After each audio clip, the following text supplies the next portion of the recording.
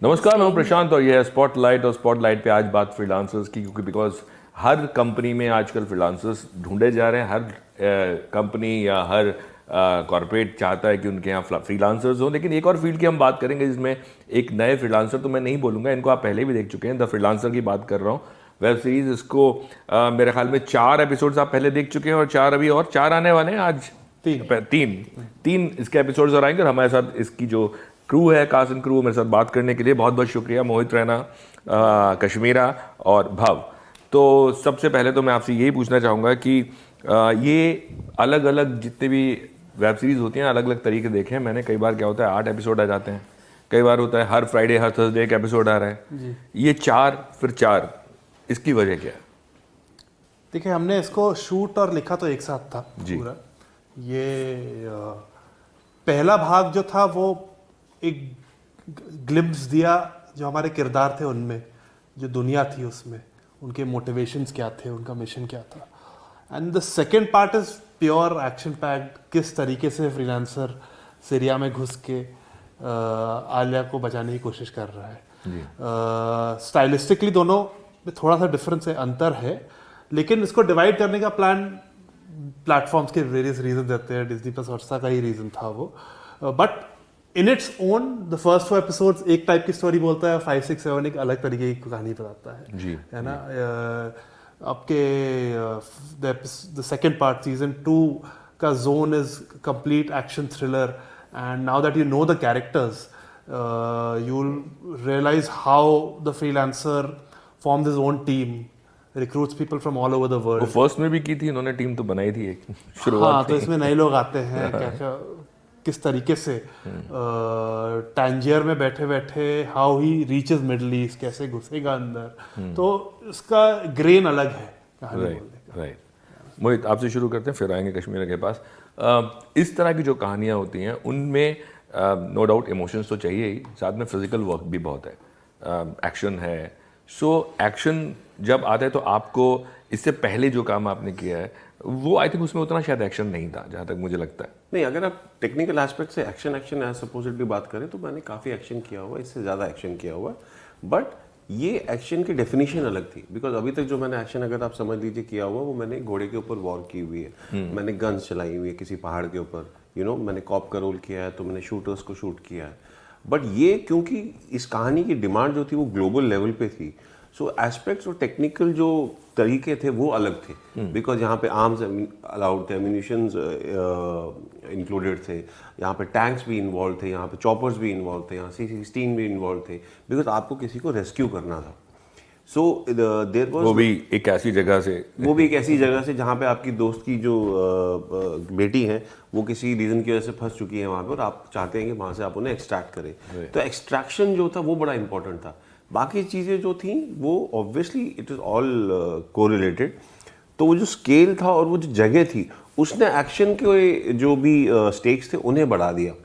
हमारे पास I guess जो weapons थे उनकी सिक्योरिटी के लिए जो आर्मी होती थी वो आती थी, वहाँ की लोकल आर्मी आती थी, तब हमको वेपन्स दिए जाते थे। And our weapon was our responsibility, we had to take care of them. It was local army मतलब जहाँ आपने शूट किया था, जहाँ हमने शूट किया था, बिकॉज वहाँ से परमिशन लेके I think all the latest equipments were being given to the production to shoot, correct ना?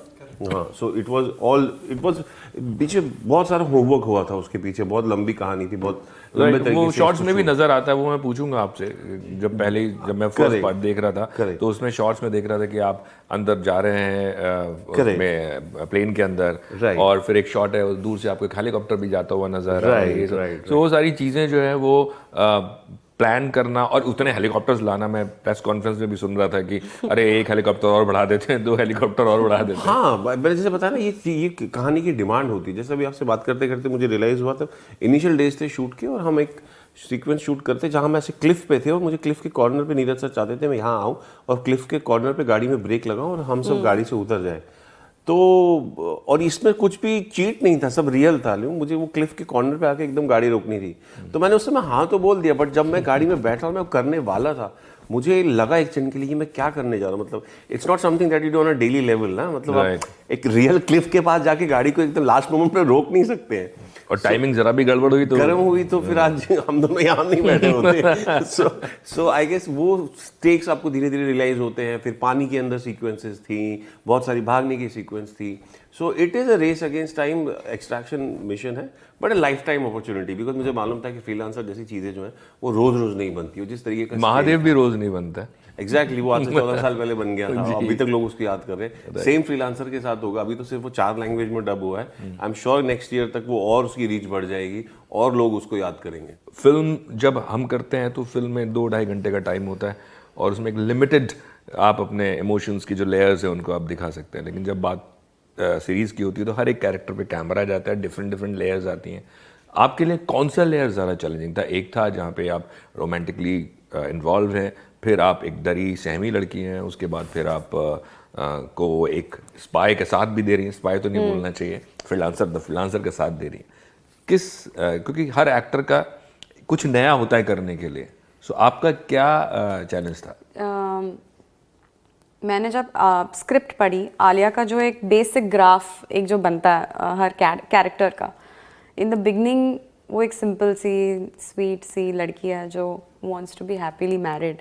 I always related Alia's whatever trajectory to my own trajectory also, that one day you decide कि okay no I'm going to now go and be an actor, and then so many things happen, you have to figure out so many things. But जब अब अगर किसी problem में फंस भी जाते हो, जैसे Alia goes to a very dark place, you can either give up or you can fight for what you want. And when you decide to fight for what you want, I think the universe conspires in a way that it sends you the right hand. जैसे freelancer आता है, और the way I wanted to get into Hindi series and cinema, so Neeraj sir came and he gave me this opportunity. मैं वही पूछने वाला था, ये So भी that आपने is like से मांगा था। इन्होंने तो बकायदा नाम लिखा था नीरज सर का अपनी डायरी पे। वाह वाह, क्या बात है, तो जल्दी सुन लिया भगवान ने। बट मुझे बताइए, पूरा एक जियोपॉलिटिकल स्टेटमेंट है इसमें, और बहुत सारे, मतलब किताब तो है ही है जिसपे ट्रू इवेंट्स पे जिसके ऊपर ये थोड़े बेस है, उसके अलावा फिल्में भी बहुत सारी बनी है, मगर इस तरह का वेब सीरीज़ या फिल्म अटेम्प्ट करना एंड सोचना कि कहाँ ऐसी लोकेशंस पे जाके हम शूट कर पाएंगे, जो आपने बोला कि लोग आते थे और हमें परमिशन लेनी पड़ती थी, उसमें टैंक भी दिखता है, ऐसी चीज़ नहीं है। ठीक है, गन आप नकली लेके चला भी लेंगे, चलो आर्ट डायरेक्टर वो भी बना देगा टैंक, बट कि जो आपको सराउंडिंग्स में, एम्बियंस में नज़र आता है ना कि ये घूम रहे हैं, 4 लोग निकल रहे हैं, कितना मुश्किल एज ए डायरेक्टर, ख़ासतौर से तब जब वो दुनिया आपने नहीं देखी है, और for actors also. Can I say something? Yeah, please. In the trailer or even in the first 4 episode, second episode, एक shot है कि जब मैं जाती हूँ, it's just the window shot, जहाँ पे मेरी बस आँखें दिखती हैं, you can see the tankers in my eyes, if you notice. It's the reflection of the tankers in my eyes. That day when I was shooting, I was just sitting in my car, shot set हो रहा था, बहुत difficult था, it was like a Ladakh of Morocco. Okay. Or what is that नाम की जगह थी, it was a Ladakh of Morocco. And I had no idea that tankers were going to come. And I'm just, I was sitting in my own thoughts, and suddenly I see that there's this sound coming, and then the huge tanker approaches. I was like, ये इसी life, only an actor's life can give you this. You're sitting in a car and a shot is set and a tanker is going to come, and so that awe in my eyes of looking at a tanker. For the first time I've seen an actual rolling tanker. आपको इनको देख के नहीं हुआ, आपने ज्यादा चरण स्पर्श नहीं किए महादेव जी? तो जब मुझे पता चल गया था कि महादेव ही आने वाले मुझे बचाने, तो I was much वो सिक्योरिटी यहाँ आप तो बच ही जाओगी। बट मैं इससे पहले आपकी बात हो, मैं ये बात छिड़ी है तो मैं पूछता हूँ आपसे कि ऐसा बहुत होता है हिंदुस्तान में, जब राम बने तो राम के चरण स्पर्श हुए, और आप महादेव बने, खुद को अपना ही कई बार जो एक कैरेक्टर है उसको ब्रेक करके फ्रीलांसर टाइप के कैरेक्टर में या कोई डॉक्टर के कैरेक्टर में आना, बहुत एक तो जो इंडस्ट्री है वो नहीं सोच पाती, उसको उससे अलग ही नहीं कर पाती, दूसरा खुद को हाँ भाई मैं ये नहीं ये भी कर सकता हूँ, मुश्किल रहा है क्या आपके लिए? लकीली बहुत लोगों ने मुझसे सवाल पूछा, बहुत लोगों को ये मानना है, but for some reason, because मैं किसी से इस बारे में बात नहीं कर पाया, मैंने कभी ये फेस नहीं किया, बिकॉज मैंने जैसे ही ख़त्म कर लिया था मेरे पास बहुत सारी ऑप्शंस थी। वो तो अनफॉर्चुनेटली मेरा उस समय I was gotten so used to playing larger than life character. मेरे से वो सीरीज खत्म करने के बाद सबसे पहले मुझे एक टेलर की लव स्टोरी ऑफर हुई थी, तो मैंने कहा टेलर और मैं तो मैं कहाँ से टेलर लगता हूँ, वो ऑब्वियसली नाउ मैं हाइंडसाइड में सोचता हूँ, मैं कहता हूँ यार वो करना चाहिए था, वो बहुत गलत डिसीजन था, बिकॉज उस समय I had gotten so used to playing characters which were larger than life. मैं अपने आप को उस समय वो अपनी लिमिटेशन में अपने आप को देख नहीं पाया कि मैं टेलर भी लग सकता हूँ या मैं टेलर में कैसा लगूंगा। सो आई थिंक मैंने वो कभी फेस नहीं किया थैंकफुली। और ऑब्वियसली अभी OTT के बूम के बाद there are so many opportunities. Geopolitical statement की मैं बात कर रहा था, सोशल मीडिया एक बहुत बड़ा हथियार हो गया है, और ख़ास तौर से जब इस तरह का कोई सब्जेक्ट आप अटेम्प्ट करते हैं तो बहुत सावधान रहना पड़ता है। वो कितना आपने उसका मतलब ध्यान रखा? पॉलिटिकल कोई स्टेटमेंट नहीं बना रहे थे हम लोग। For us this was a extraction mission जो हम लोग सीरीज में बना रहे थे। The shows name is freelancer. It is about an Indian mercenary जो आज के माहौल में ही काम करेगा, जो चीज़ें हमारे देश इंटरनेशनली हो रही है उधर ही वो ऑपरेट कर सकता है। And because we had such a strong reference of the book, है ना, तो the main mission always is कि जो दुनिया हम क्रिएट कर रहे हैं ना वो ऑडियंस को बिलीवेबल लगे, है ना।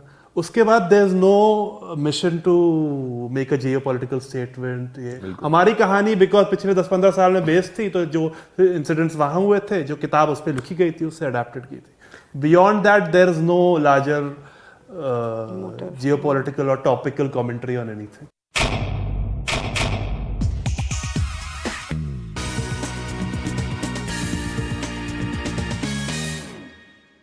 तो आलिया और आप दोनों से मेरा ये सवाल है कि आप अपने जोन में जो जो चीज़ें कर रहे हैं, जैसे अभी आपने ये कैरेक्टर किया, आपने ये मतलब अभी नाउ आप हर आदमी एक बार सेट करता है कि यार मुझे ये करना है या मुझे अब इस तरह का करना है, आप दोनों का क्या है?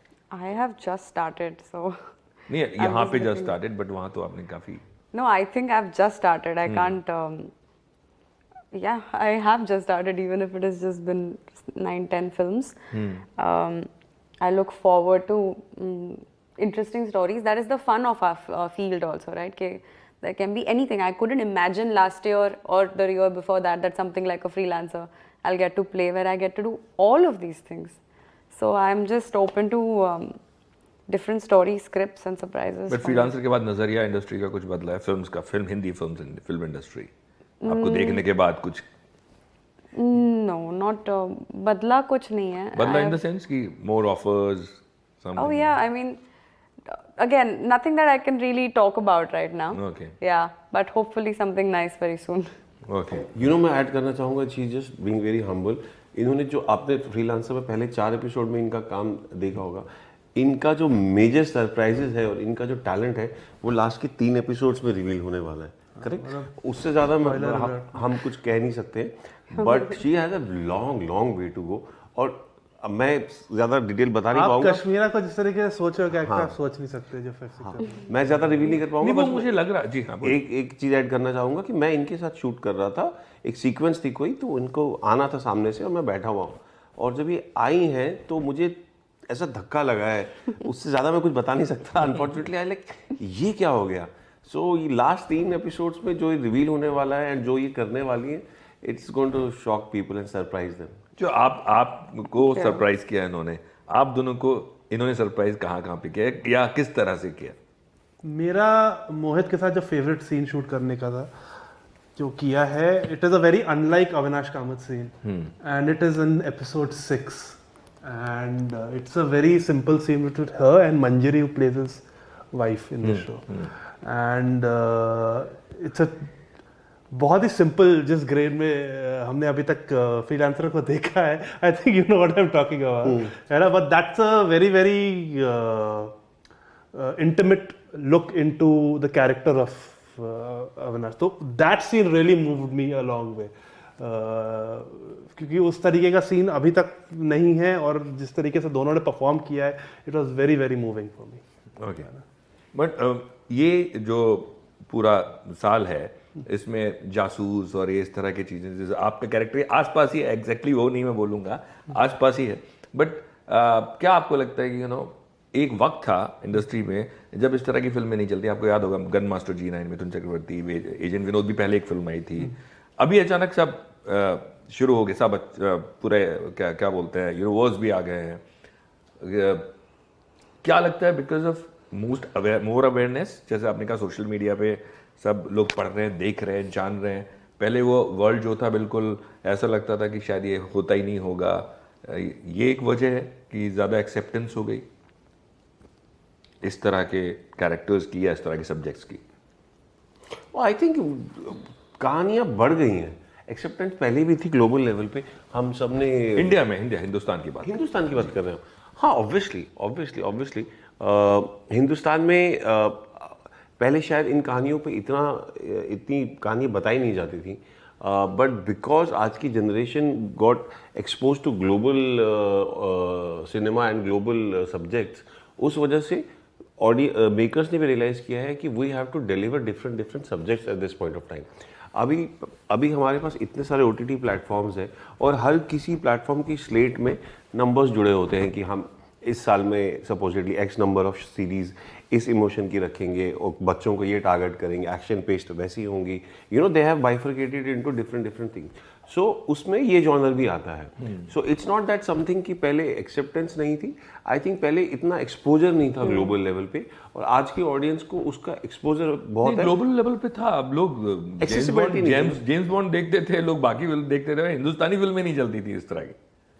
मे भी उस समय बनाने का तरीका या वैसे कितनी maybe B grade C grade में आ जाती थी ये सब फिल्में जो जासूसी पे इस तरह में बनती थी। आई थिंक उस समय शायद उस स्केल पे बनी नहीं होंगी, और अगर बनी भी होंगी तो शायद कम बनी होंगी। मे बी ऑडियंस अभी शायद मैच्योर। अब देव साहब की पिक्चर थी, मुझे उसका नाम याद नहीं आ रहा। मुझे एक ही फिल्म याद है जो बहुत अच्छी चली थी, वो है धर्मेंद्र और माला सिन्हा। आई थिंक वो दौर अलग था। एक ही फिल्म चली थी, पिक्चर है, मुझे नाम याद नहीं आ रहा। वो दौर अलग था। आई थिंक कभी कभी हम कंट्री में रेवोल्यूशन होता है। एक राज और सिमरन का भी फेज था, वो लव स्टोरी का चला गया। फिर एक कॉमेडी का फेज था। जैसे आज अनुपम सर ने हमें रियलाइज करवाया कि यार कॉमेडी तो बनती ही नहीं है। जिस तरीके की मैं कॉमेडी करता था, मैं करना चाहता हूँ, बट अभी कोई बनाता नहीं है। मे भी कल को वापस ऐसा फेज आएगा जब, उस समय मैंने भी उनके सुनते सुनते रियलाइज किया कि हाँ यार अभी लास्ट कॉमेडी पिक्चर तो कोई आई नहीं है एज सच कोई। सो आई है बट उतनी बड़ी हिट नहीं हुई है। अभी लास्ट सुकरे 3 थी। हाँ, मतलब लेकिन बनी भी बहुत, बनती कम है ना। एवरेज अगर साल में 100 पिक्चरें आती हैं तो उसमें मेरे ख्याल से 5 या 10 आपकी उस सब इमोशन पे बेस्ड हो जॉनर में होगी। So I think we go through that phases in country evolves. So I think we are in that phase right now where people are open to these ideas and people are loving it. Race Against Time, Extraction, so it all depends upon a lot of और things. मेरे ख्याल में बहुत ज़्यादा इस पे भी depend करता है, जो मैं हमेशा बोलता हूँ कि सोसाइटी में क्या चल रहा है, मूड ऑफ नेशन क्या है, उसके अकॉर्डिंग जो है वो आप अगर देखेंगे मूड ऑफ नेशन जो जब हुआ है, जब बदला हुआ है, उसी के हिसाब से फिल्में भी हिट की हुई हैं। अगर आप हिस्ट्री उठा के देखें इंडियन सिनेमा की तो खैर आपके 4 एपिसोड हिट हो गए और 4 जो बाकी 3 बचे हैं वो भी हिट हो। बहुत बहुत शुक्रिया बात करने के लिए and all the best. Thank you so much. Thank you so much. Thank you.